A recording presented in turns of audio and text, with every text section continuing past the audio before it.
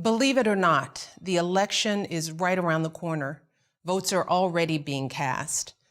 And if you're still deciding who to vote for or whether to vote at all, I wanted to take a moment to remind you what's at stake and to urge you to make a plan to vote today. Because let's be honest, right now our country is in chaos because of a president who isn't up to the job. And if we want to regain any kind of stability, we've got to ensure that every eligible voter is informed and engaged in this election, because the stakes are on display every day, not just in the headlines, but in our families. If you're a parent like me, you're feeling the consequences of this president's failure to take this pandemic seriously, from his constant downplaying of the importance of masks and social distancing, to his relentless pressure on schools to open without offering a clear plan or meaningful support to keep students and teachers safe. Look, our daughters are in college now, and luckily they're taking classes from home this semester. But in just a few weeks since schools have resumed, many of their friends who returned to campus have either tested positive or are living with someone who has. Yes, it's anecdotal, of course, and everybody wants their kids back in school as soon as it's safe. But as a mom, it is frightening thinking about all these young people who were just our babies yesterday, quarantined alone in dorms or apartments with little or no support as the disease continues to spread, unable to come home if their symptoms get worse. Just imagine the toll that worry is taking on families across this country. Yes, thankfully, there's some relief in knowing that most cases in young people are mild. And I pray every day that no one faces longer-term consequences to this disease. But the truth is, we just don't know yet. And we simply cannot trust this president to tell us the truth about anything. Meanwhile, parents with younger kids are dealing with another set of stresses, from grade schoolers who want to learn but struggle to connect with their teacher through a screen, to schools that open and close with little advance notice, leaving everyone in an endless cycle of uncertainty. Too many parents are still juggling 2 jobs and multiple kids without any support, not to mention the millions of families anxious about making rent or getting internet access or affording childcare. It's painful to think that months into this crisis, this is still where we are, with no clear plan, no peace of mind. And the worst part is, it didn't have to be like this. Look around the world. So many other countries aren't experiencing this level of extended suffering and uncertainty. These countries were hit by the same virus as we were. They had the same kind of resources to contain it as we did. But what they didn't have to contend with was this president, a man who had every resource at his disposal, the finest medical experts, our best intelligence, and yet ignored all the advice and failed to produce a plan to provide enough tests for worried families or protective equipment for our healthcare workers. A man who knew how deadly this virus is, but who lied to us and told us it would just disappear. Who, in the greatest crisis of our lifetimes, doubled down on division and resentment, railed against measures that could have mitigated the damage, and continues to hold massive events without requiring masks or social distancing, knowingly exposing his own supporters to a dangerous virus. Today, more Americans have died from this virus than died in the wars in Iraq, Afghanistan, Vietnam, and Korea combined. Take all those lives bravely sacrificed and double it. That is roughly the scale of this tragedy. And our commander-in-chief, sadly, has been missing in action. And his willful mismanagement of the COVID crisis is just one example of his negligence. When wildfires rage out west, he says nothing for weeks. When Americans of all backgrounds peacefully protest racism and police violence, he disparages them, yet eggs on heavily armed militias. When our heroic young men and women answer the call and give their lives for our country, he calls them suckers and losers, and publicly mocks Gold Star families and prisoners of war. All this from someone who, as a wealthy, connected young man, avoided military service. And with millions and millions of Americans left reeling from the worst job losses in recent history, with small businesses closing their doors for good, he and his party dragged their feet to provide necessary relief for people whose lives have been decimated under his watch. 7 months later, he still doesn't have a plan for this virus. 7 months later, he still won't wear a mask consistently and encourage others to do the same, even when those simple actions could save countless lives. Instead, he continues to gaslight the American people by acting like this pandemic is not a real threat. And yet, even in the face of all this incompetence, Americans keep digging deeper, finding new reserves of strength, doing whatever it takes to get through this. That's one of the beautiful things that has given me hope over the past 4 years. Our country's resilience, from the essential workers keeping us safe, to the doctors and nurses caring for our loved ones, to the teachers and childcare workers doing everything they can for our kids. Americans have stepped up to answer the call. It's not too much to ask our leaders to rise to the occasion as well. Thankfully, we have the chance to elect a president who can meet this moment, a leader who has the character and the experience to put an end to this chaos, start solving these problems, and help lighten the load for families all across the country. And that leader is Joe Biden. After seeing the presidency up close for 8 years, maybe the most important thing I've learned about the job is this: how a president focuses their time and energy in office is a direct reflection of the life they've lived before entering the White House. A president's policies are a direct reflection of their values. And we're seeing that truth on display with our current president, who has devoted his life to enriching himself, his family, and other wealthy people he truly understands, cutting taxes for the rich and big corporations, cutting regulations that protect regular families from getting taken advantage of by people like him, cutting his friends loose from prison time. He boasts about gains in the stock market, but when you look at the lives of regular folks, whether it's creating blue-collar jobs, making healthcare more affordable, protecting the environment, keeping our families safe from gun violence, let alone the coronavirus, there's nothing much to brag about. By contrast, Joe Biden has lived his life guided by values and principles that mirror ones that most Americans can recognize. I know Joe. He is a good man who understands the struggles of everyday folks. When he was a kid, his dad lost his job. His family had to move to find work. As a young man, he quit his job at a lucrative law firm to serve as a public defender, protecting the rights of those who couldn't defend themselves.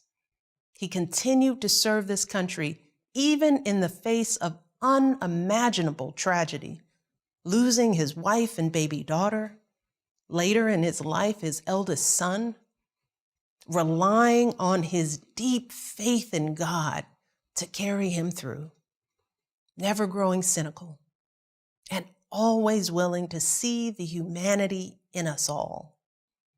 It is that spirit, that determination that will make Joe the kind of president we need right now, one who will continue to put the needs of the country before his own to ensure that all families can get back on their feet and our economy can get back on track. And he'll start by getting this virus under control, working with a broad coalition of leaders to develop a national strategy that will include mandatory mask wearing and free testing.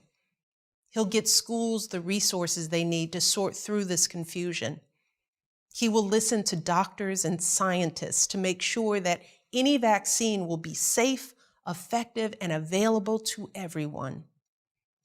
And Joe Biden will also get back to work solving problems that this president has ignored or made worse these past 4 years.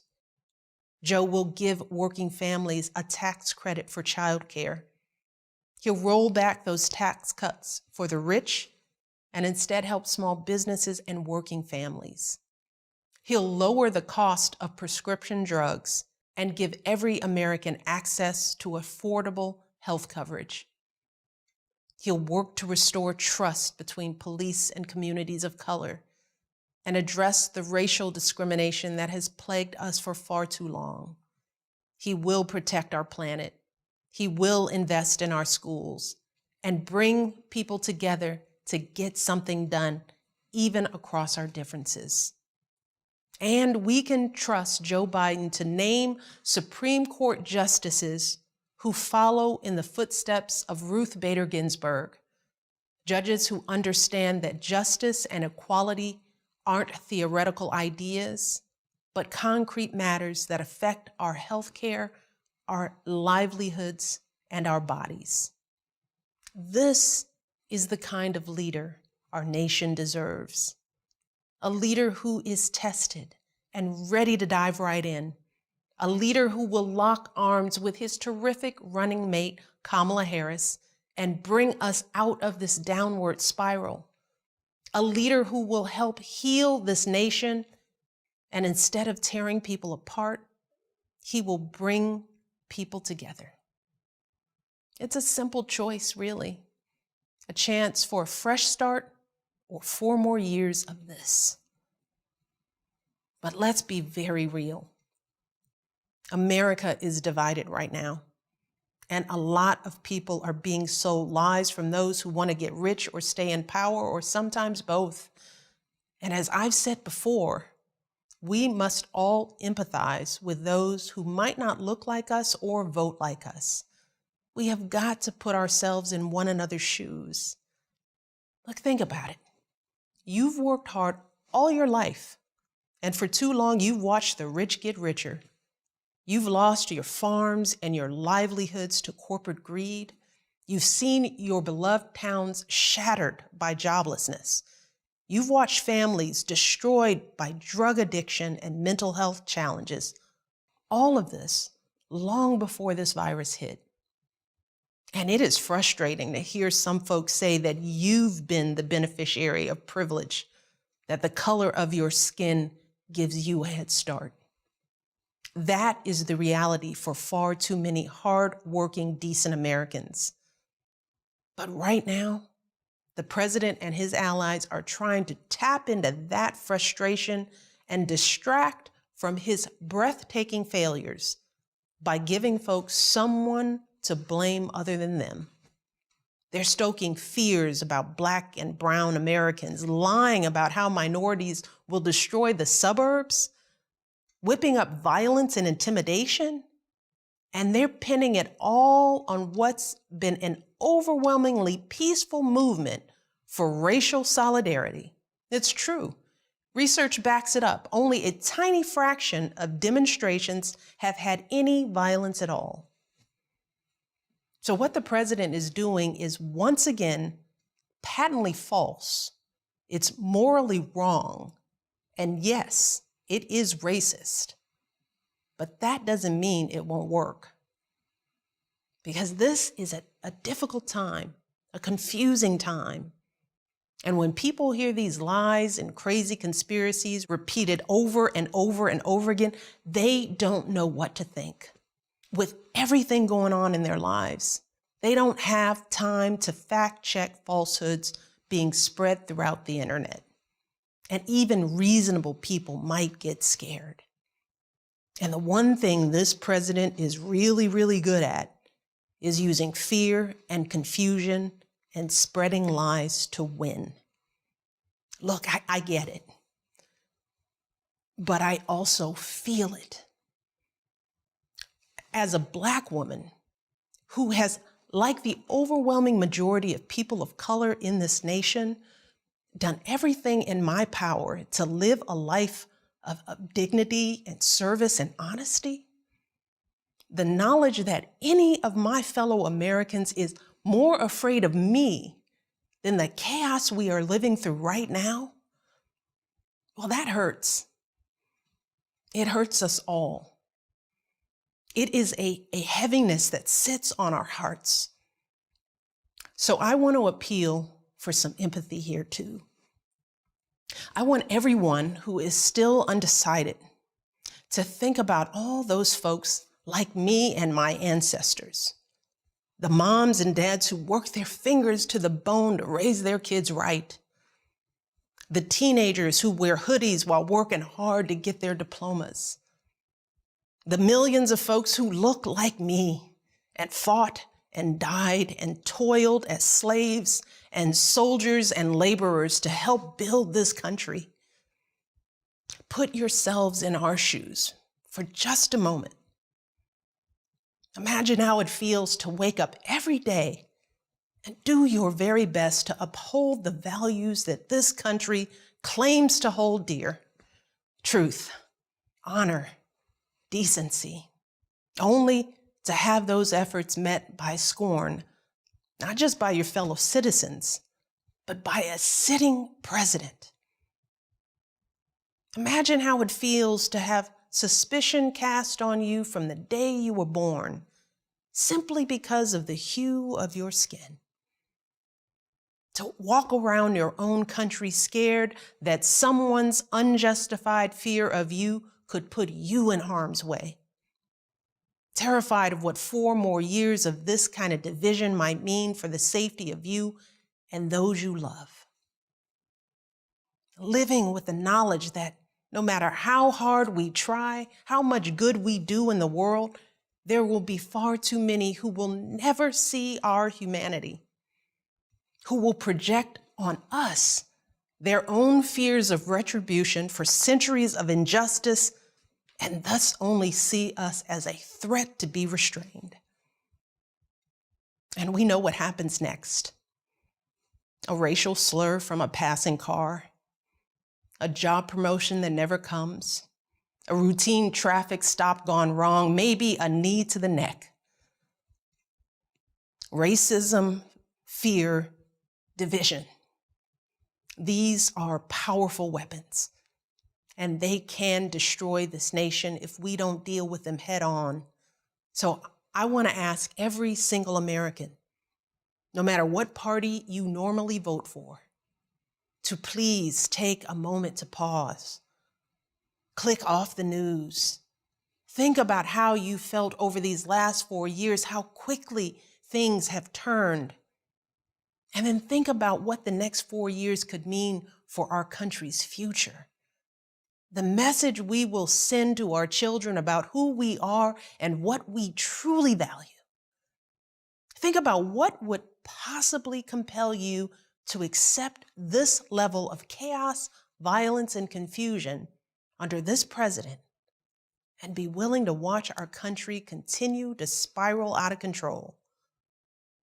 Because we can no longer pretend that we don't know exactly who and what this president stands for.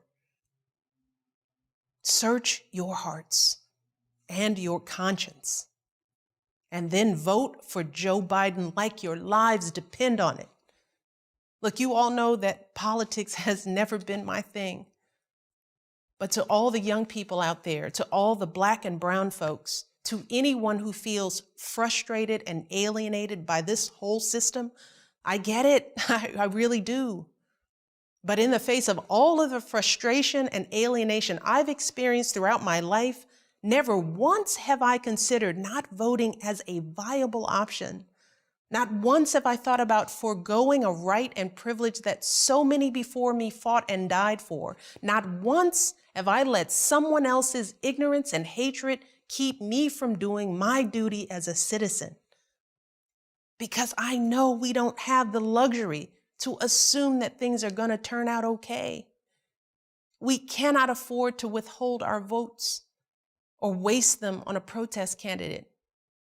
One of these two men will be president, and only if we vote for Joe Biden with power and with passion will our voices even have a chance at being heard. Because folks who are perfectly content with the status quo, who are quite happy with what's been going on these past 4 years, trust me, whether they say it out loud or not, they will vote too. So we can expect that this election will be won by the slimmest of margins, just like 4 years ago. A handful of votes per precinct in Pennsylvania or Arizona or Wisconsin or Florida or anywhere else will make all the difference. So we have got to make our plan to vote this instant. We've got to vote early so we have the peace of mind to know that our vote for Joe Biden is in the bank. We've got to go to iwillvote.com right now to request our absentee ballots and send them back immediately, or take them to a drop box or an election office. If we choose not to vote by mail, we've got to find out where and when we can vote early in person and show up the minute they open their doors. We've got to set aside time to vote on Election Day so that we don't get too busy. And we've got to reach out to others, starting in our own backyard. As I like to say, we got to tend our own gardens. That means reaching out to all those folks who we might not be able to count on voting. You know who they are, the folks who might not be as tuned in as we are. Make sure they request their ballots too. Make sure they know where their polling location is. Take them with you to vote if you need to. And make sure you text BELIEVE to 30330 to get involved today. Work like this may not feel as impactful as attending a protest, but trust me, it is absolutely the most important thing that we can do right now to save our democracy. It's simply what needs to be done. And that's what we've been doing for months, just getting the job done. No matter the stress, no matter if something feels out of our control, because that's who we are as Americans. That is what we do. And right now, we've got a chance to start getting things back under control, to restore some stability and integrity and soul in this country. It is within our grasp. And that's what keeps me going. Thinking about a time not all that far off, with a new president in the Oval Office, a trustworthy, honest, stable leader with a clear plan for controlling this virus and getting our economy back on track, with meaningful support for families and schools, with competence and maturity instead of chaos and confusion. It is possible. It really is, but only if we vote for Joe Biden in this election. We have all been working so hard to keep ourselves and our families afloat, and we deserve a president who will do the same. Thank you for listening. God bless. This is a beat by DaKount.